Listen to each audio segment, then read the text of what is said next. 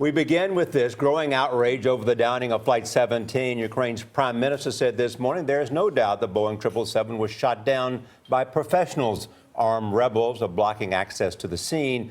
Russian President Vladimir Putin is facing more pressure to persuade insurgents to clear the way for investigators. Meanwhile, families of the victims are horrified by how the bodies are being handled. Mark Phillips was able to make his way to the scene in eastern Ukraine. He is in Grabovo, where remains are still being found. Mark, good morning. Good morning. Well, there's still a lot of work to be done here. Investigation crews have been collecting the bodies. There's now some movement. Perhaps those bodies will be moved out of here later today. There are forensic experts finally on site to start the examination process. But as I say, there's still a lot of work to be done here. It's a grim business, and it's getting grimmer.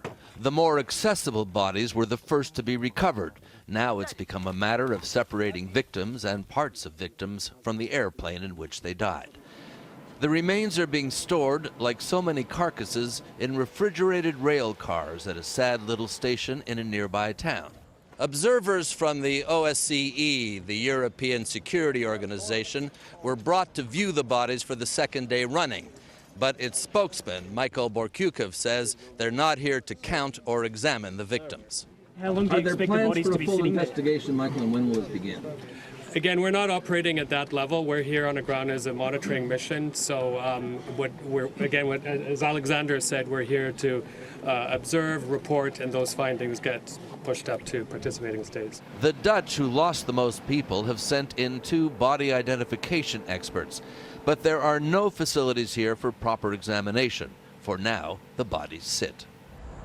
This is a way station on a voyage of tragedy, a freight train with a cargo of death, filled with victims of a fight that was not theirs. There is no competent investigation yet at the crash site either, and the integrity of the site has clearly been compromised. It remains under the control of the breakaway Moscow-backed rebels who are suspected of having shot the plane down, the world's biggest crime scene controlled by the prime suspects in the crime, and who now also have, they say, the data recorders, the plane's black boxes. And there's now a promise from the rebel leadership here that the bodies will be moved, they say, later today, perhaps to somewhere more accessible. But promises and reality here, Nora, are not always the same thing.